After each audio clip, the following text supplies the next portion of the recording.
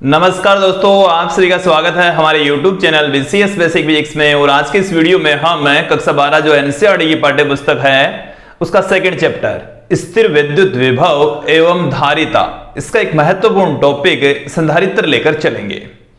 दोस्तों इस वीडियो में आप देखेंगे संधारित्र क्या होता है, संधारित्र का सिद्धांत क्या है, संधारित्र से संबंधित कुछ महत्वपूर्ण तथ्यों की भी यहां पर चर्चा करने वाले हैं।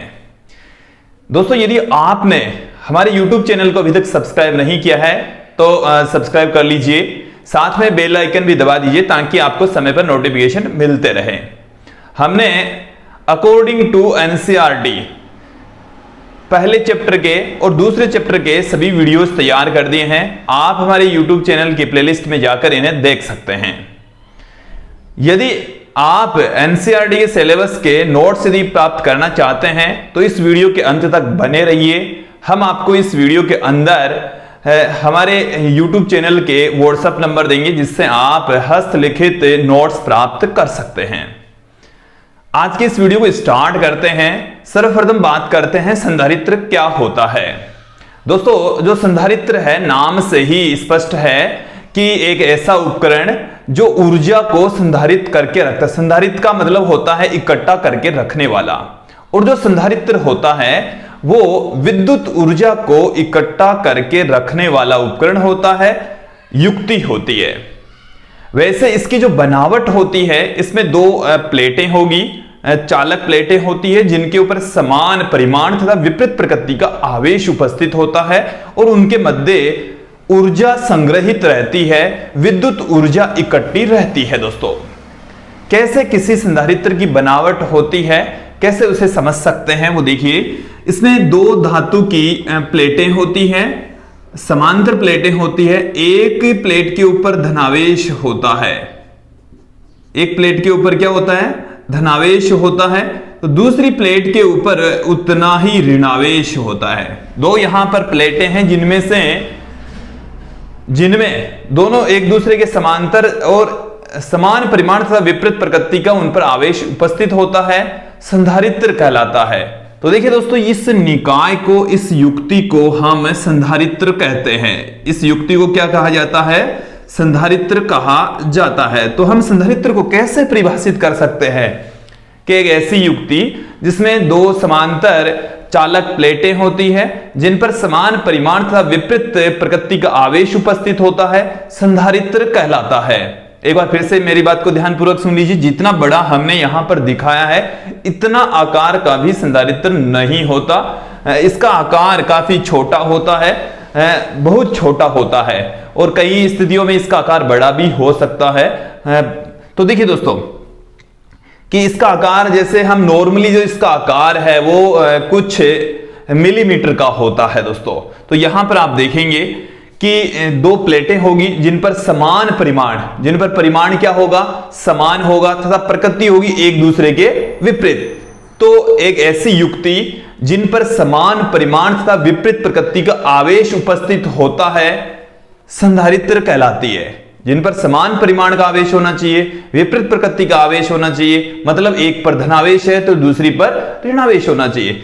यदि ऐसा है तो उस युक्ति को हम क्या कहेंगे, संधारित्र कहेंगे। और अंग्रेजी में इसे कहा जाता है कैपेसिटर। क्या कहा जाता है, कैपेसिटर। देखो नाम से ही स्पष्ट है, कैपेसिटर का मतलब है इकट्ठा करके रखने वाला, धारित करके रखने वाला, ग्रहण करके रखने वाला। तो एक ऐसा उपकरण जो विद्युत ऊर्जा को ग्रहण करके रखता है संधारित्र कहलाता है। क्या कहलाएगा, संधारित्र। देखिए संधारित्र में एक्चुअल में होता क्या है कि हमने ये पढ़ा कि किसी चालक की जो धारिता होती है, जैसे ये हमारे पास में कोई चालक प्लेट है, इसको हमने आवेश दे दिया तो इसके ऊपर एक निश्चित मात्रा में आवेश आ सकता है। उससे यदि अधिक आवेश देंगे तो उसका वायु में विसर्जन होने लगता है। वो आवेश है वो कहां पर चला जाएगा, वायु में विसर्जित हो जाएगा यदि एक सीमा से अधिक आवेश इसे दे देंगे तो।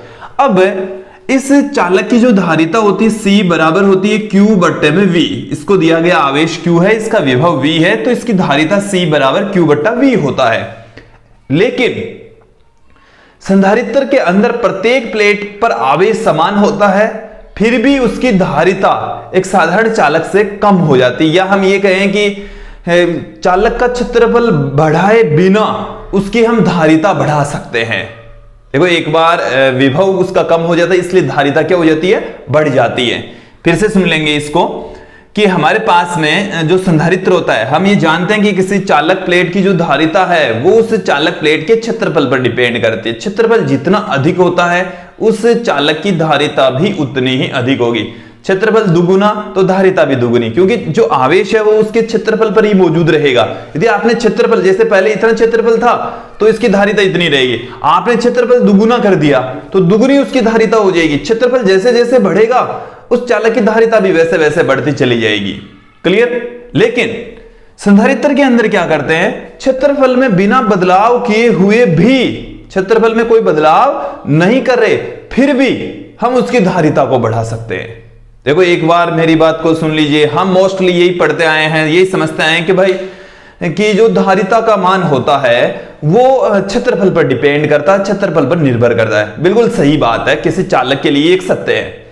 यहां पर उसी टाइप का ही चालक लेंगे, क्षेत्रफल नहीं बढ़ाएंगे, क्षेत्रफल उतना का उतना ही है, लेकिन हम कुछ एक अन्य राशियों में इस तरीके से बदलाव करेंगे, ऐसे परिवर्तित होगी उसमें, इस तंत्र में, इस निकाय में, संधारित्र में, जिसके कारण से उसका विभव कम हो जाता है, फलस्वरूप धारिता बढ़ जाती है। तो क्षेत्रफल में बिना बदलाव किए हुए ही हम धारिता को बढ़ा सकते हैं, संधारित्र की धारिता बढ़ जाती है। और यही है संधारित्र का सिद्धांत। इसको हम अभी प्रूफ करेंगे। सबसे पहले हम बात करते हैं संधारित्र की डेफिनेशन की। तो संधारित्र की जो डेफिनेशन है, परिभाषा है, वो क्या है देख लीजिए कि एक ऐसी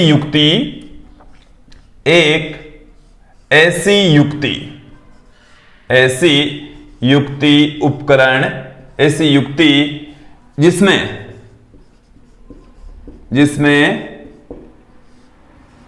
दो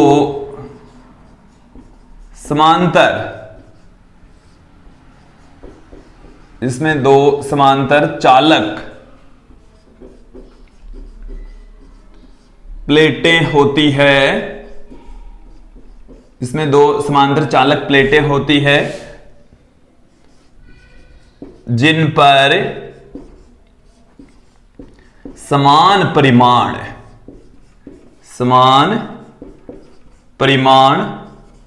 व विपरीत प्रकृति का आवेश होता है।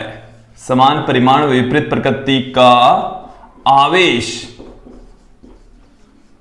विपरीत प्रकृति का आवेश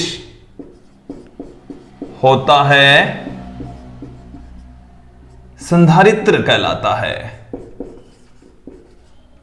संधारित्र कहलाता है। तो दोनों पर परिमाण समान होगा, आवेशों का परिमाण समान और प्रकृति एक दूसरे के विपरीत। इसके ऊपर यदि प्लस क्यू चार्ज है तो इसके ऊपर रहेगा माइनस क्यू चार्ज। और संधारित्र पर जो कुल आवेश होता है वो शून्य होता है। संधारित्र का कुल आवेश कितना होगा दोस्तों? शून्य होगा, क्योंकि एक प्लेट के ऊपर धनावेश होता है तो दूसरी प्लेट के ऊपर क्या होता है? उतनी ही मात्रा में ऋणावेश होता है। तो संधारित्र क्या है? एक ऊर्जा संग्रहित करके रखने वाली युक्ति होती है। संधारित्र एक विद्युत ऊर्जा भी कौन सी संग्रहित करेगी? विद्युत ऊर्जा संग्रहित का मतलब है इकट्ठा करके, संग्रहित करके रखने वाली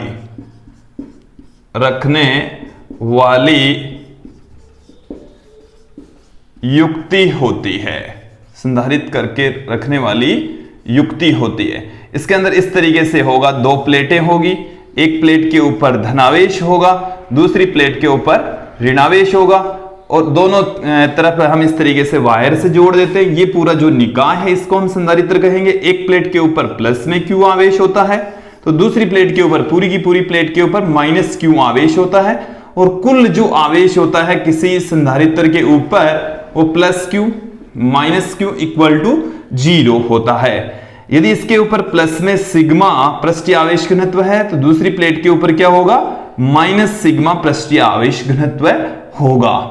ये यहां पर कुछ बातें हैं इससे रिलेटेड, और कुछ बातें हम इसके संधारित्र के सिद्धांत में भी यहां पर देख लेते हैं दोस्तों।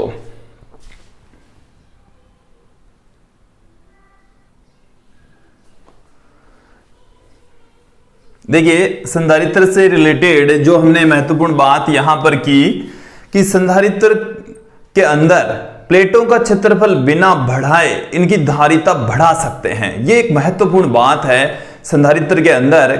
इसको हम यहां पर प्रूव भी कर देंगे कि बिना क्षेत्रफल बढ़ाए यदि धारिता बढ़ा दी जाती है, यही है संधारित्र का सिद्धांत। इसके साथ में संधारित्र की धारिता, जैसे मान लीजिए कि इस संधारित्र का ऊपर आवेश की बात करेंगे, संधारित्र पर आवेश, संधारित्र पर कुल आवेश तो होता है 0, और यदि हम ऐसे बात करेंगे संधारित्र पर कितना आवेश है, इसका मतलब है किसी एक प्लेट के आवेश का परिमाण। तो इस संधारित्र पर आवेश कितना है, Q। इस संधारित्र पर आवेश कितना है, Q, और इसका जो विभव है वो है V। तो इस संधारित्र की जो धारिता है वो Q बट्टे में V से लिखी जाएगी। इसको क्लियर कर लीजिए, किसी संधारित्र की जो धारिता होती है वो Q बट्टे में V से ही लिखी जाएगी। अब इसको हम दूसरी फॉर्म में भी यहां पर कन्वर्ट करेंगे। आज के इस वीडियो में आप संधारित्र की जो धारिता है उसका फॉर्मूला भी यहां पर देखने वाले हैं दोस्तों। तो ये हमारे पास में आ गया, संधारित्र का कुल आवेश 0 होता है, जबकि संधारित्र के आवेश की जब हम बात करेंगे तो इसका मतलब है किसी एक प्लेट का आवेश जो कि Q के बराबर होगा। क्लियर। और संधारित्र के प्लेटों का क्षेत्रफल बिना बढ़ाए ही उसकी धारिता हम बढ़ा सकते हैं, वो उसके सिद्धांत में यहां पर हम देखने वाले हैं। अब दोस्तों मैं यहां पर आप लोगों को बता दूं संधारित्र का सिद्धांत क्या है। संधारित्र का सिद्धांत, संधारित्र पढ़ रहे हैं हम, और अब हम इसमें देखेंगे इसका सिद्धांत क्या है। तो सिद्धांत की यहां पर हम बात करेंगे। सिद्धांत, देखिए सिद्धांत क्या है कि किसी चालक प्लेट का बिना क्षेत्रफल बढ़ाए यदि उसकी धारिता बढ़ा दी जाती है, बढ़ाना ही संधारित्र का सिद्धांत है। कि किसी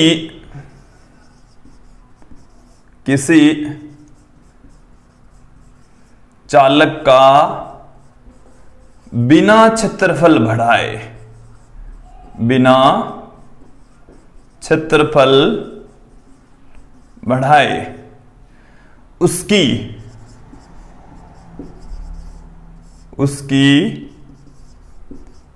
धारिता को बढ़ाना संधारित्र का सिद्धांत कहलाता है। संधारित्र का सिद्धांत कहलाता है। देखिए हम एक एग्जाम्पल से एक चालक प्लेट लेंगे और उस चालक प्लेट के लिए कि जब वो किसी संधारित्र के अंदर यूज में ली जाती है तो कैसे उसकी धारिता बढ़ जाती है।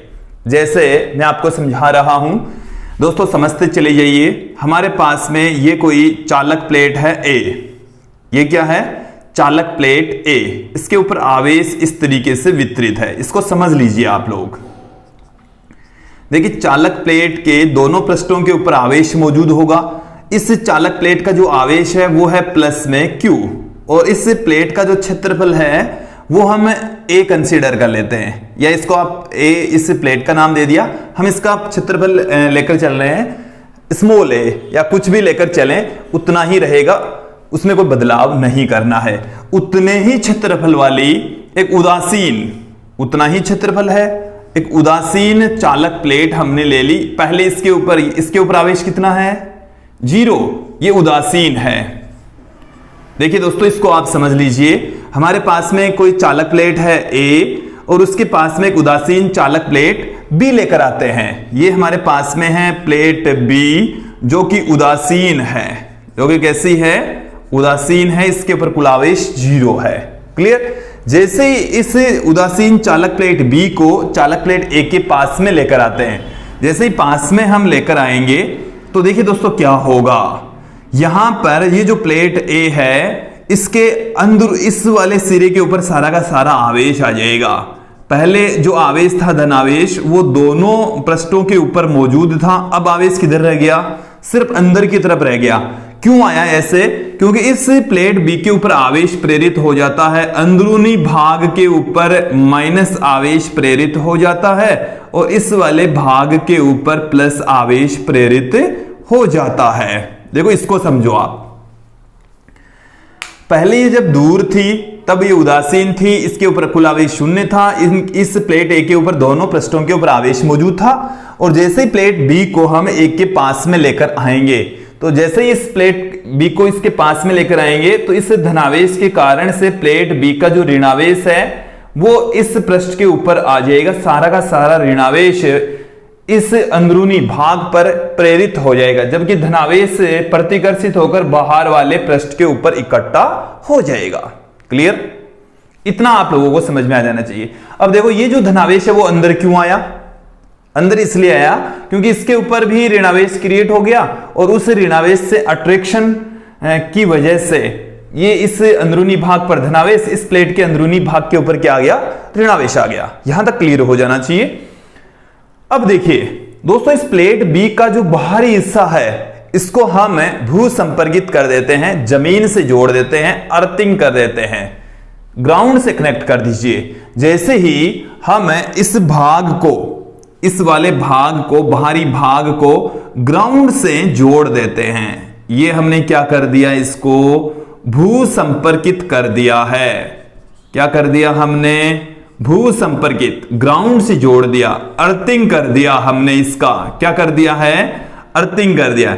अर्थिंग करेंगे तो देखिए इसका जो विभव होता है वो शून्य, इसका विभव कितना होता है? शून्य होता है। देखिए यहां पर ये जो हम प्लेटें इस तरीके से दिखा रहे हैं, जितनी बड़ी प्लेट होती है उसका विभव उतना ही ज्यादा होता है, और ये प्लेटों का आकार धीरे धीरे धीरे धीरे घटता हुआ शून्य हो रहा है। इसका मतलब है कि इसका जो विभव है वो जीरो है। इसका विभव कितना है? जीरो। तो ये इसका विभव जीरो, तो ये जिससे भी कनेक्ट होगी उसका विभव भी कितना हो जाएगा? जीरो हो जाएगा। उसका विभव भी कितना हो जाएगा? जीरो हो जाएगा। तो ये क्या करता है? ये जो आवेश होता है वो उच्च विभव से निम्न विभव की ओर गति करेगा, उच्च विभव से निम्न विभव की ओर गति करता है। तो यहां से आप देखिए ये जो धनावेश है, ये जो धनावेश है, इस वाले भाग का जो धनावेश है वो सारा का सारा शून्य विभव की ओर चला जाएगा, जीरो विभव की ओर चला जाएगा, ग्राउंड में चला जाएगा। कहां चला गया? जमीन में चला गया है, भूमि में चला गया है। क्यों चला गया? क्योंकि ये धनावेश था और इसका विभव जीरो था, तो उच्च विभव से निम्न विभव की ओर आवेशों का प्रवाह हो गया, अंदर चला गया। अब ये ऋणावेश क्यों नहीं चला जाता? हमारे दिमाग में ये भी आना चाहिए कि भाई ये जो ऋणावेश है वो भी तो जमीन के अंदर चला जाना चाहिए, फिर क्यों नहीं जाता? उसके पीछे रीजन ये है कि इस प्लेट ए के ऊपर उपस्थित जो धनावेश है वो प्लेट बी के ऊपर उपस्थित है। इस प्लेट बी के आंतरिक भाग पर ऋणावेश प्रेरित हो जाता है, जबकि बाहरी भाग पर धनावेश प्रेरित हो जाता है। अब इस बाहरी प्लेट को हम भू संपर्कित कर देते हैं। ये हमने इसको कर दिया है भू संपर्कित, भूमि से इसको जोड़ दिया है, भू संपर्कित कर दिया है, ग्राउंडेड कर दिया है, अर्थिंग कर दिया है। अर्थिंग क्यों करते हैं वो भी देख लीजिए कि यदि किसी आवेशित वस्तु को या किसी परिपथ को शून्य विभव प्रदान करना है, कितना विभव प्रदान करना है? शून्य विभव से कनेक्ट करना है, क्योंकि पृथ्वी से जोड़ते ही उसका विभव कितना हो जाएगा? जीरो, क्योंकि पृथ्वी का जो विभव होता है वो कितना होता है? शून्य होता है, इसलिए इसको ग्राउंड से जोड़ देते हैं। जैसे ही हमने इसे प्लेट के बाहरी हिस्से को भू संपर्कित किया, ग्राउंडेड किया, जिसे हम कहते हैं अर्थिंग। अर्थिंग करते ही इसका विभव होता है जीरो। यहां वाला जो भी आवेश होता है वो सारा का सारा आवेश शून्य विभव की ओर गति करेगा, जमीन में चला जाएगा। तो यहां पर इसका विभव जीरो होता है, इसलिए उच्च विभव से आवेश जमीन में चले जाएंगे, ग्राउंड में चले जाएंगे, शून्य विभव की ओर चले जाएंगे।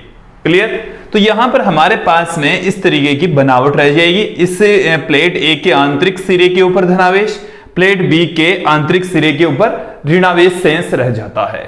क्लियर? अब देखिए यहां पर कि हम किसी संधारित्र को इस तरीके से दिखाते हैं कि ये हमारे पास में दो प्लेटें होती हैं।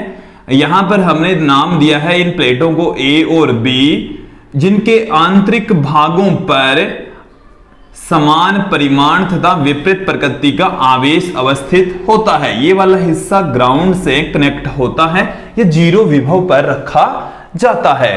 यहां पर आप देखेंगे कि कैसे हम प्लेट ए का क्षेत्रफल बढ़ाए बिना ही इसकी धारिता बढ़ा देते हैं।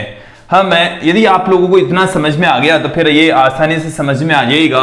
हम प्लेट ए की ओर चलते हैं। प्लेट ए की धारिता, प्लेट ए की धारिता जब इसको प्लेट बी के पास में नहीं रखते हैं प्रारंभिक स्थिति में, जब ये अकेली होती है, तो धारिता C बराबर होता है Q बट्टे में V। Q इस प्लेट के ऊपर आवेश और इसका जो विभव है वो है V, विभव है V और इस पर आवेश है Q, तो इसकी धारिता C बराबर आ गई है Q बट्टे में V। इसको हमने दे दिया इक्वेशन नंबर 1, समीकरण 1 हमने दे दिया है। अब देखिए दोस्तों, जैसे ही प्लेट बी को इसके पास में लेकर आएंगे तो प्लेट बी के ऊपर ऋणावेश और धनावेश प्रेरित होगा, धनावेश ग्राउंड में चला जाएगा, सिर्फ ऋणावेश बचेगा। अब ये जो ऋणावेश बच गया है प्लेट बी वाला, वो प्लेट ए के ऊपर विभव को कम कर देता है। देखिए, धनावेश धन विभव उत्पन्न करता है, ऋणावेश ऋण विभव उत्पन्न करता है। तो प्लेट बी का जो ऋणावेश है वो प्लेट ए पर विभव को कम कर देता है, क्योंकि इसका जो विभव होता है वो ऋणात्मक होता है और प्लेट ए का विभव पहले धनात्मक था, प्लेट बी की वजह से जो विभव उत्पन्न हो रहा है वो ऋणात्मक। तो पहले जो विभव था उस विभव को ये कम कर देता है, घटा देता है। तो मैं यहां से इस डायग्राम को हटा देता हूं।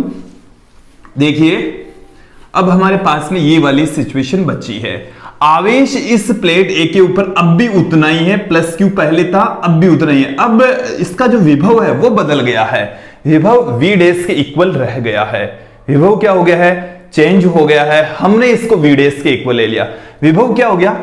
कम हो गया। पहले विभव वी था और अब जो विभव है वो है वी डैश। कम क्यों हुआ? क्योंकि ये जो ऋणावेश है इस प्लेट ए के विभव को क्या कर देता है? कम कर देता है, घटा देता है। क्लियर? अब देखिए, इस प्लेट ए की धारिता, ए की धारिता, तो धारिता का जो फॉर्मूला है C बराबर होता है Q बट्टे में V। यहां पर नई जो धारिता है वो C डैश से पुट कर दूं, आवेश उतना का उतना ही है। C डैश बराबर आ गया Q बट्टे में V डैश। इसको मैं देता हूं इक्वेशन नंबर 2। आवेश उतना ही है, विभव V डैश हो गया जो कि पहले वाले विभव से कम है। V greater than V dash, V dash की वैल्यू छोटी है।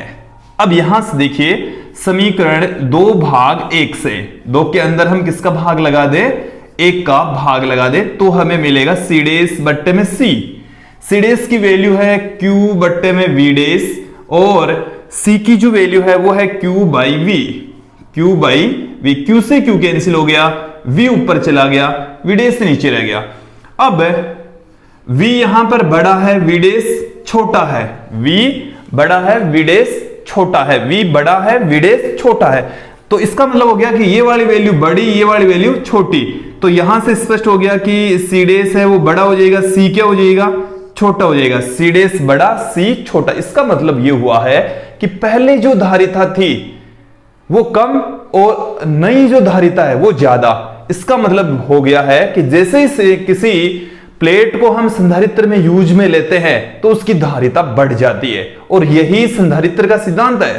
संधारित्र का सिद्धांत क्या है कि आपने प्लेट का क्षेत्रफल नहीं बढ़ाया फिर भी उसकी धारिता बढ़ा देते हैं।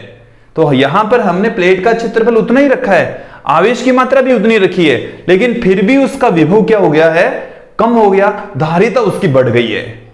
तो प्लेट का बिना क्षेत्रफल बदले, क्षेत्रफल में बिना बदलाव किए हुए उसकी धारिता बढ़ जाती है। संधारित्र के अंदर धारिता क्या हो जाती है?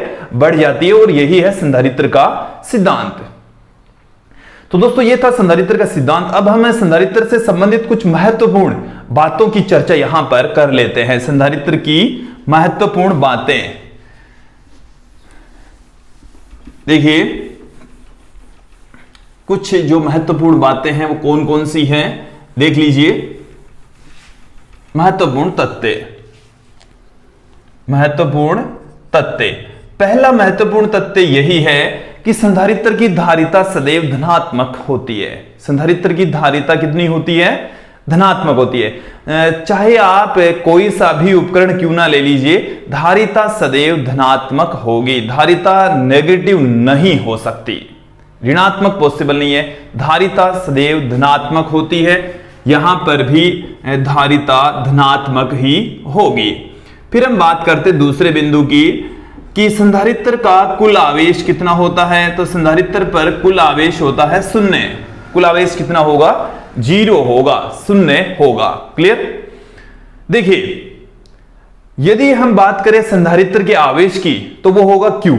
संधारित्र पर आवेश कितना है? Q। और संधारित्र का कुल आवेश कितना है? 0। देखो, संधारित्र का आवेश का मतलब यही है, दोनों में से किसी एक प्लेट पर उपस्थित आवेश का परिमाण।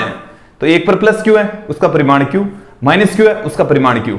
तो संधारित्र पर जब भी आवेश की हम बात करेंगे, इसका अर्थ यह है कि उस संधारित्र की किसी एक प्लेट पर उपस्थित आवेश से है। और कुल आवेश की बात करेंगे तो वो 0 है। कुल आवेश कितना होता है संधारित्र का? 0 होता है। तीसरा बिंदु क्या है कि संधारित्र की प्लेटों के मध्य विद्युत ऊर्जा संचित होती है। विद्युत ऊर्जा संचित होती है। क्या संचित होगी? विद्युत ऊर्जा संचित होगी। संधारित्र को भी एक सीमा से अधिक आवेश नहीं दे सकते। संधारित्र की प्लेटों पर उपस्थित जो आवेश होता है वो भी एक सीमा से अधिक नहीं बढ़ाया जाता। जैसे एक सीमा से अधिक बढ़ा देंगे तो जो आवेश है वो धातु के पृष्ठ से बाहर निकलता चला जाएगा, वायु में उसका विसर्जन हो जाएगा। संधारित्र के प्लेटों पर एक निश्चित सीमा से अधिक आवेश नहीं रख सकते। ज्यादा आवेश देने पर जो आवेश है उसका वायु में विसर्जन होने लगेगा, वायु में प्रवाहित होने लग जाएगा दोस्तों। फिर उसके पश्चात हम बात करते हैं अगले बिंदु की ओर, संधारित्र का प्रतीक चिन्ह। हम बार बार संधारित्र को इस तरीके से नहीं दिखाएंगे दोस्तों। कई जगह पर आपको संधारित्र इस तरीके से भी दिखा सकते हैं कि ये हमारे पास में 2 प्लेटें हैं और एक प्लेट के ऊपर धनावेश होता है, तो धनावेश वो बाहर की ओर दिखाते हैं, ऋणावेश अंदर, ऋणावेश भी बाहर की ओर, इस तरीके से दिखाते हैं। एक्चुअल में जो संधारित्र है उस पर आवेश ऐसे मौजूद होता है। धनावेश और ऋणावेश आंतरिक भाग के अंदर, जो अंदर वाले पार्ट होते हैं उनकी ओर होते हैं, एक दूसरे से अट्रैक्ट होते हैं। क्लियर? लेकिन कई जगह पर दिखाने में हम इस तरीके से दिखा सकते हैं, तो एक्चुअल में बाहर आवेश नहीं होता, एक्चुअल में ऐसे होता है। क्लियर? इतना समझ में आ गया?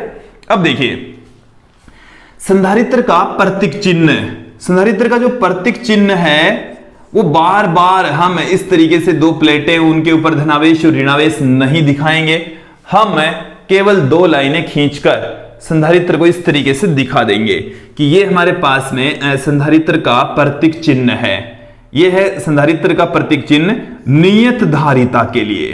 किसके लिए है? नियत धारिता के लिए। और यदि धारिता परिवर्तनशील है, परिवर्ती है, तब धारिता यदि परिवर्ती है तो उसका जो प्रतीक चिन्ह है इस तरीके से दिखाएंगे। यह है परिवर्ती धारिता के लिए। किसके लिए है? परिवर्ती धारिता के लिए। यहां पर धारिता का मान बदल जाएगा, एरो का निशान है, इट मींस इसकी जो धारिता है वो चेंजेबल है, वेरिएबल है, हम उसकी धारिता को बदल सकते हैं दोस्तों। तो यहां पर संधारित्र की धारिता नियत है, यहां पर धारिता परिवर्तित है, और यह किसी संधारित्र का प्रतीक चिन्ह होता है दोस्तों। अब यहां पर हम चर्चा करेंगे किसी संधारित्र की धारिता का फॉर्मूला क्या होता है। जैसे हमने धारिता का फॉर्मूला C = Q/V पढ़ा है, लेकिन पर्टिकुलर समांतर प्लेट संधारित्र की धारिता कितनी होती है? समांतर प्लेट संधारित्र की धारिता कितनी होती? अब यहां पर हम इस वीडियो में देखने वाले हैं दोस्तों। तो मैं यहां से इनको हटा देता हूं।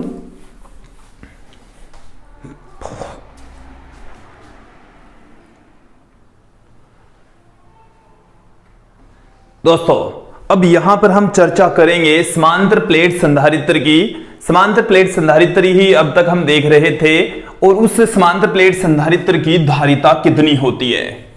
समांतर प्लेट संधारित्र की धारिता, समांतर,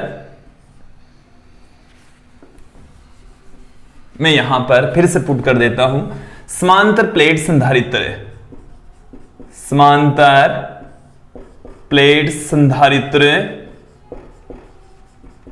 देखिए यदि आप लोग इस चैप्टर में जब कभी भी संधारित्र का नाम सुनेंगे, इसका मतलब वो समांतर प्लेट संधारित्र है। और यदि समांतर प्लेट संधारित्र के अलावा जैसे गोलीय संधारित्र या बेलनाकार संधारित्र होगा तो वहां पर पर्टिकुलर उनका नाम लिया जाएगा कि भाई गोलीय संधारित्र है, बेलनाकार संधारित्र है और केवल संधारित्र है, इट मींस वो समांतर प्लेट संधारित्र ही है। समांतर प्लेट संधारित्र ही इतनी देर हम पढ़ रहे थे, दोनों प्लेटें समांतर और जिन पर समान परिमाण तथा विपरीत प्रकृति का आवेश उपस्थित होता है, तो उस संधारित्र को हम समांतर प्लेट संधारित्र कहते हैं, कहा जाता है दोस्तों। अब देखिए समांतर प्लेट संधारित्र की धारिता यहां पर हम देखने वाले हैं। ये हमारे पास में है एक समांतर प्लेट संधारित्र। समांतर प्लेट संधारित्र, एक प्लेट के ऊपर है प्लस क्यू चार्ज, दूसरी प्लेट पर है माइनस क्यू चार्ज। हम आवेश को इस तरीके से दिखा रहे हैं, इस तरीके से आवेश को दिखाया जाता है। क्लियर? एक प्लेट के ऊपर है धनात्मक तो दूसरी प्लेट पर है ऋणात्मक आवेश। प्रत्येक प्लेट का क्षेत्रफल, प्रत्येक प्लेट का क्षेत्रफल कितना है? प्रत्येक प्लेट का क्षेत्रफल वो है कैपिटल ए के इक्वल दोनों प्लेटों के मध्य की दूरी, दोनों प्लेटों के मध्य की दूरी वो हम स्मॉल डी कंसीडर कर लेते हैं। हम यहां पर समांतर प्लेट संधारित्र की धारिता का व्यंजक निकाल रहे हैं। ये हमारे पास में है पहली प्लेट और ये हमारे पास में है दूसरी प्लेट। क्लियर? दो प्लेटें हमने यहां पर ली है, पहली और दूसरी, फर्स्ट और सेकंड। क्लियर? देखिए दोस्तों ये जो दोनों प्लेटें हैं, इन दोनों प्लेटों के आंतरिक पृष्ठों पर आवेश उपस्थित होता है। मैंने यहां पर बाहर दिखाया है, वैसे आवेश कहां मौजूद होगा? आंतरिक पृष्ठों पर ही आवेश मौजूद होगा। अब यहां पर देखिए किसी एक प्लेट की वजह से, जैसे ये जो प्लेटें हैं वो चालक प्लेटें हैं। कैसी प्लेटें हैं? चालक प्लेटें। और चालक प्लेट पर जो आवेश होता है वो ऐसे होता है, ये जैसे इसके ऊपर धनावेश है तो धनावेश इस तरीके से दोनों पृष्ठों के ऊपर मौजूद होता है और इसकी वजह से उत्पन्न जो विद्युत क्षेत्र की तीव्रता होती है वो सिग्मा अपॉन एप्सिलॉन नॉट होती है, जहां सिग्मा इसका पृष्ठीय आवेश घनत्व होता है। एक बार आप याद कीजिए, पहले चैप्टर के अंदर हमने गाउस के अनुप्रयोगों में भी देखा था, किसी कुचालक प्लेट के कारण से विद्युत क्षेत्र की तीव्रता तो वो सिग्मा अपॉन 2 एप्सिलॉन नॉट थी। यदि यहां पर ये चालक प्लेट होती, क्या होती है? चालक प्लेट होती, तो इसके अंदर क्या हो जाते? दो पृष्ठ हो जाते, एक ये वाला पृष्ठ हो गया, एक ये वाला पृष्ठ हो गया। एक पृष्ठ के कारण से विद्युत क्षेत्र की तीव्रता होती सिग्मा अपॉन 2 एप्सिलॉन नॉट, दूसरे पृष्ठ के कारण से सिग्मा अपॉन 2 एप्सिलॉन नॉट और कुल विद्युत क्षेत्र की तीव्रता हो जाती सिग्मा अपॉन एप्सिलॉन नॉट। तो किसी चालक प्लेट के कारण से विद्युत क्षेत्र कितना होता है? Sigma upon epsilon not. Clear? चालक प्लेट के कारण से विद्युत क्षेत्र कितना? Sigma upon epsilon not. दिमाग में फिट कर लीजिए। लेकिन संधारित्र के अंदर क्या होता है? केवल एक ही पृष्ठ के ऊपर आवेश होता है। संधारित्र के अंदर भी चालक प्लेट है, संधारित्र के अंदर भी क्या है? ये चालक प्लेट ही है, लेकिन उसके एक पृष्ठ के ऊपर ही आवेश मौजूद होता है। उसके अंदर एक पृष्ठ के ऊपर आवेश मौजूद होगा तो एक पृष्ठ वाला सिग्मा अपॉन 2 एप्सिलॉन नॉट ही तो होगा, सिग्मा अपॉन 2 एप्सिलॉन नॉट। ये दोनों पृष्ठ होते तो सिग्मा अपॉन एप्सिलॉन नॉट होता, एक पृष्ठ की वजह से सिग्मा अपॉन 2 एप्सिलॉन नॉट, जहां सिग्मा पृष्ठीय आवेश घनत्व होता है, पृष्ठीय आवेश घनत्व होता है। तो इस प्लेट के कारण से, जो पहली प्लेट है फर्स्ट प्लेट, उसके कारण से उत्पन्न विद्युत क्षेत्र, फर्स्ट प्लेट के कारण उत्पन्न विद्युत क्षेत्र, उत्पन्न विद्युत क्षेत्र, उसको मैं E1 से लिख दूं जो कि सिग्मा अपॉन 2 एप्सिलॉन नॉट। फिर है सेकंड प्लेट, सेकंड प्लेट के कारण विद्युत क्षेत्र, सेकंड प्लेट के कारण से जो विद्युत क्षेत्र है E2 बराबर सिग्मा अपॉन एप्सिलॉन नॉट। अब देखिए ये तो जो धनावेशित प्लेट है या धनावेश होता है उससे विद्युत क्षेत्र सदैव दूर की ओर होता है और ऋणावेश के पास की ओर होता है। धनावेश से दूर की ओर और ऋणावेश के पास की ओर विद्युत क्षेत्र की दिशा यही है कि धनावेश यदि आपके पास में है और यहां पर विद्युत क्षेत्र होगा तो दूर की ओर होगा, और ऋणावेश यहां पर आपके पास में, यहां पर विद्युत क्षेत्र आप देखेंगे तो इसके पास की ओर होगा, ऋणावेश के पास की ओर और धनावेश से दूर की ओर विद्युत क्षेत्र की डायरेक्शन होती है दोस्तों। तो यहां पर हम देख लेते हैं। अब देखो मैं यहां पर डायग्राम में समझा रहा हूं।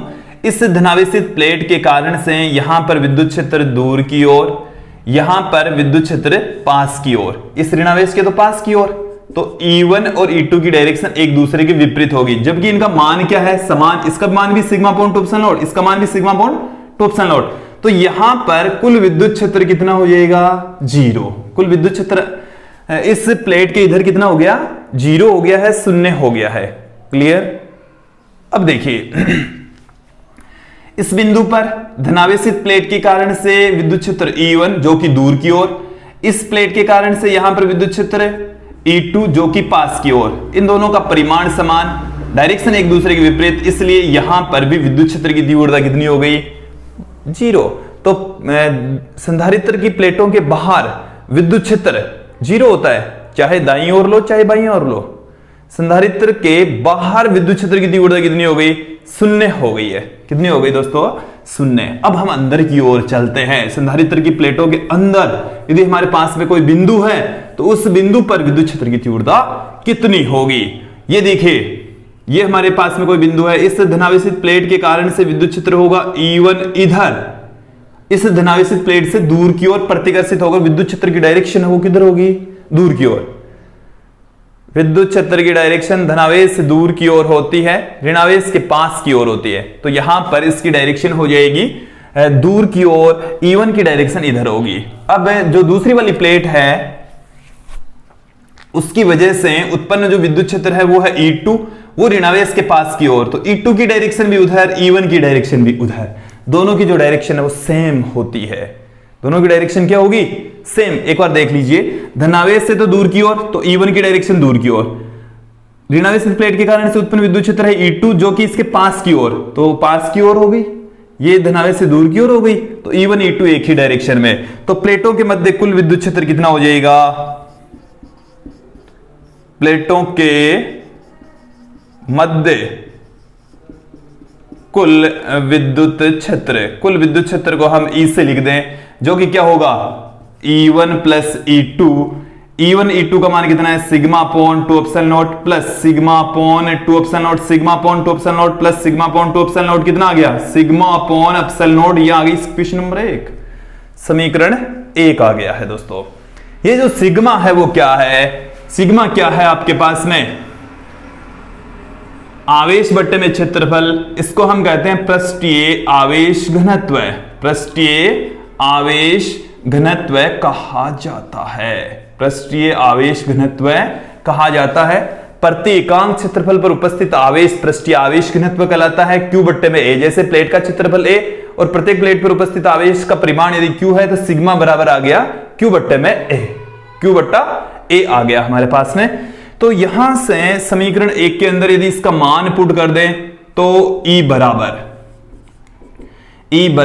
Q अपोन में A एप्सिलॉन नॉट, ये आ गया हमारे पास में दोनों प्लेटों के मध्य उत्पन्न विद्युत क्षेत्र, जो कि Q अपोन में A एप्सिलॉन नॉट की फॉर्म में हम पुट कर सकते हैं। ये आगे भी यूज में आएगा, तो इसलिए इसको दिमाग में फिट बिठा लीजिए, न्यूमेरिकल क्वेश्चन करते समय भी हमारे यूज में आता है, तो इसको आप अच्छे से ध्यान में रख लेंगे।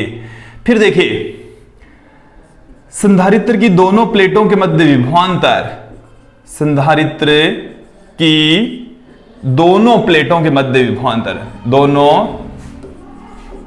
प्लेटों के मध्य विभवांतर, दोनों प्लेटों के मध्य विभवांतर कितना होगा, विभवांतर V बराबर होता है E इंटू डी।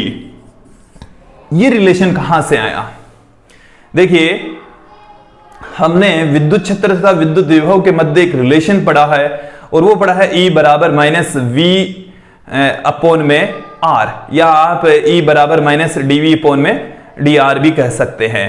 तो विभव प्रवणता का ऋणात्मक मान विद्युत क्षेत्र की तीव्रता के बराबर होता है। आप ऐसे रिलेशन पढ़ा है हमने, E बराबर माइनस dV बाई dr। तो यहां पर ये तो है विभवांतर जो कि V, और दूरी है d, और ये है E। तो ये वाला रिलेशन मैंने यहां पर लिखा है, देखो गौर करके, ये dV का मतलब है विभवांतर, तो ये विभवांतर ही है, ये मैंने यहां पर विभवांतर तो लिखा, तो यहां पर विभवांतर को dv से लिखा, जिसको मैंने v से लिख दिया, dr जो दूरी है वो d से लिख दी।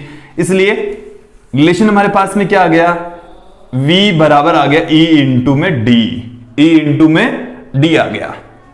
समीकरण 3 आप लोगों को समझ में आ जानी चाहिए। तो हमारे पास में ये आ गई है समीकरण 3। समीकरण 2 को 3 में रख दीजिए तो v का मान आ जाएगा, e का मान कितना है, q अपॉन में a एप्सिलॉन नॉट, यहां पर d पढ़ाइए गुणा में, तो ये d आ गया। मैंने यहां पर e का मान पुट कर दिया q a एप्सिलॉन नॉट, तो ये आ गई समीकरण 4। v का मान आ गया दोस्तों, किसकी वैल्यू आ गई है, v की। अब हम धारिता की बात करते हैं। c बराबर होता है q अपॉन में v। c बराबर धारिता का फॉर्मूला क्या होता है, विद्युत धारिता का, q बटे में v। तो यहां पर अब v का मान पुट कर दो समीकरण 4 से। तो v का मान जैसे ही पुट करेंगे तो v का मान है q इंटू डी बट्टे में a एप्सिलॉन नॉट, q से q कैंसिल हो गया, a एप्सिलॉन नॉट यहां पर ऊपर चला गया, तो संधारित्र की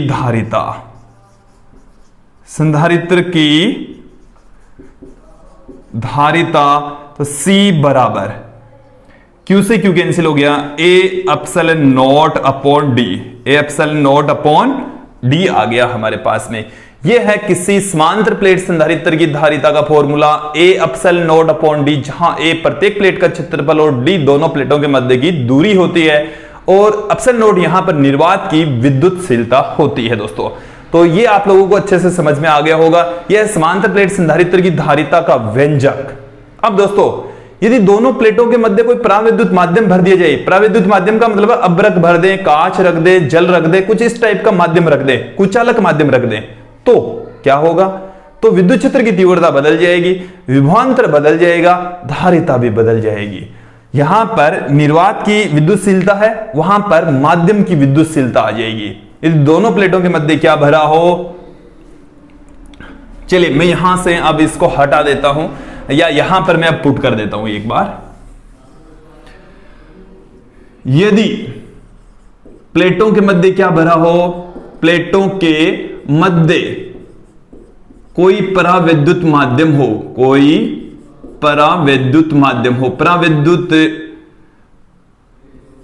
माध्यम हम पढ़ चुके हैं, परावैद्युत पदार्थ पढ़ चुके हैं, तो धारिता नई जो धारिता उसको हम Cm से पुट करेंगे। Cm का मतलब है दोनों प्लेटों के मध्य कोई मीडियम भरा हो, कोई माध्यम भरा हो, तो Cm बराबर आ जाएगा a एप्सिलॉन अपॉन d, जहां एप्सिलॉन है माध्यम की विद्युतशीलता, माध्यम की विद्युतशीलता कहलाती है, ये माध्यम की विद्युतशीलता है ये। और एप्सिलॉन बराबर होता है एप्सिलॉन नॉट k या एप्सिलॉन नॉट एप्सिलॉन r। तो देखो इस एनसीईआरटी की बुक में जो पराविद्युतांक है उसको कैसे लिखा जा रहा है, किससे लिखा जा रहा है, k, और उसे हम एप्सिलॉन r से भी पुट कर सकते हैं, रिलेटिव परमिटिविटी कहा जाता है दोस्तों। तो इसकी जगह आप पुट कर दीजिए Cm बराबर क्या गया, a एप्सिलॉन की वैल्यू है epsilon not k upon d। ये हमारे पास में फॉर्मूला आ चुका है कि जब दोनों प्लेटों के मध्य माध्यम भरा हो तो धारिता का फॉर्मूला क्या हो गया, a एप्सिलॉन नॉट k बट्टे में d, k के स्थान पर एप्सिलॉन r भी लिख सकते हैं, कोई बदलाव नहीं करना है, केवल प्रतीक चिन्ह बदल रहे हैं ये लोग। अब देखो तो किसी समांतर प्लेट संधारित्र की जो धारिता है उसका मान किस पर डिपेंड करता है, उसका मान समानुपाती होता है समांतर प्लेट संधारित्र की प्लेटों के क्षेत्रफल के, दोनों प्लेटों के मध्य की दूरी के, तथा उन प्लेटों के मध्य भरे हुए माध्यम के परावैद्युतांक या आपेक्षिक विद्युतशीलता के। क्लियर। तो किसी समांतर प्लेट संधारित्र की धारिता उन प्लेटों के क्षेत्रफल के समानुपाती, दोनों प्लेटों के मध्य की दूरी के व्युत्क्रमानुपाती तथा उन प्लेटों के मध्य भरे हुए माध्यम के परावैद्युतांक के समानुपाती होती है। देखिए संधारित्र का सिद्धांत अलग है और उससे संधारित्र की धारिता किस पर डिपेंड करती है, वो दोनों अलग अलग चीजें। संधारित्र का सिद्धांत तो यह है कि हम प्लेट का क्षेत्रफल नहीं बढ़ाते फिर भी उसकी धारिता बढ़ जाती है। अब धारिता तो बढ़ चुकी है, क्लियर। अब उसकी और धारिता कैसे बढ़ाएं, और धारिता बढ़ाने के लिए आप क्षेत्रफल बढ़ा दीजिए और या दोनों प्लेटों के मध्य कोई माध्यम भर दीजिए तो भी उसकी धारिता बढ़ जाएगी, या दोनों प्लेटों के मध्य की दूरी कम कर दिए तो भी धारिता बढ़ जाएगी दोस्तों। अब यहां पर मैं कुछ महत्वपूर्ण बातें ये आप लोग अच्छे से ध्यान में रख लेंगे, इस पर डिपेंड न्यूमेरिकल क्वेश्चंस पूछे जाते हैं। देखिए जो समांतर प्लेट संधारित्र होता है उनके मध्य उत्पन्न जो विद्युत क्षेत्र होता है वो किस तरीके से होता है एक्चुअल में, जो उसकी वास्तविक स्थिति है वो मैं आप लोगों के सामने रखता हूं कि ये हमारे पास में है कोई समांतर प्लेट संधारित्र, और इस समांतर प्लेट संधारित्र के आंतरिक पृष्ठों के ऊपर आवेश उपस्थित होता है। एक प्लेट के ऊपर धनावेश होता है तो दूसरी प्लेट के ऊपर उतने ही परिमाण का ऋणावेश होता है, और धनावेशित प्लेट से ऋणावेशित प्लेट की ओर विद्युत क्षेत्र उपस्थित होता है। इस तरीके से विद्युत क्षेत्र मौजूद रहेगा। अब आप यहां पर देखेंगे कि ये जो प्लेट है उसके बाहरी सिरे पर जो विद्युत क्षेत्र रेखाएं हैं वो थोड़ी सी इस तरीके से बाहर निकल जाती है। ये विद्युत क्षेत्र रेखाएं इस तरीके से प्लेटों से बाहर निकल जाएगी। क्यों? क्योंकि इनसे सबसे प्रतिकर्षित होकर ये बाहर निकल गई है, इधर से भी बाहर निकल गई है। तो ये बाहर निकलने की घटना को हम कहते हैं उपांत प्रभाव। क्या कहा जाता है? उपांत प्रभाव कहा जाता है। उपांत प्रभाव क्या है कि समांतर प्लेट संधारित्र के अंदर जो सिरे होते हैं, किनारे होते हैं, विद्युत क्षेत्र रेखाएं उन किनारों से भी बाहर निकल जाती है, और इस घटना को हम उपांत प्रभाव कहते हैं। क्या कहा जाता है? उपांत प्रभाव। वैसे समांतर प्लेट संधारित्र के अंदर एक समान विद्युत क्षेत्र क्रिएट होता है जब प्लेटों के मध्य की डिस्टेंस बहुत ही कम होती है, लेकिन जब विद्युत क्षेत्र अधिक होता है, प्लेटों के बीच की डिस्टेंस अधिक होती है, तो ये जो विद्युत क्षेत्र रेखाएं कुछ बाहर निकल जाती है, जिसको हम उपांत प्रभाव कहते हैं। दोस्तों यदि आप लोगों को इस चैप्टर के हस्तलिखित नोट्स प्राप्त करने हैं तो आप हमारे इन नंबर पर व्हाट्सएप कर दीजिए, हस्तलिखित नोट्स प्राप्त हो जाएंगे। सिर्फ व्हाट्सएप पर कॉल बिल्कुल ना करें। तो दोस्तों ये था आज का हमारा वीडियो जो कि समांतर प्लेट संधारित्र या संधारित्र पर आधारित था। मुझे उम्मीद है आप लोगों को ये जो वीडियो है अच्छे से समझ में आया होगा। आज के लिए इतना ही। धन्यवाद दोस्तों।